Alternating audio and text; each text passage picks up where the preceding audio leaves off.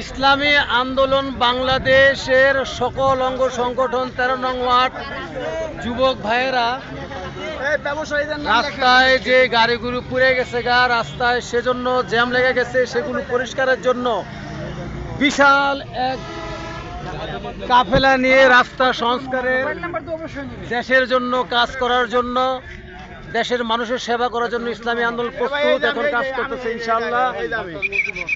আগামীকালকে ধারাবাহিকভাবে আমরা বাইপাস মোড়ে ট্রাফিকের কাজ করব, আমরা চৌরাস্তার মোড়ে ট্রাফিকের কাজ করব ইনশাআল্লাহ, এবং আশেপাশে যে ইট পাটকেল রাস্তা যানজট লেগে গেছে সেগুলো আগামীকালকে ঝাড়ু নেওয়া, বেলসা নেওয়া, বিভিন্নভাবে আমরা যানজট পরিষ্কার করবো ইনশাআল্লাহ।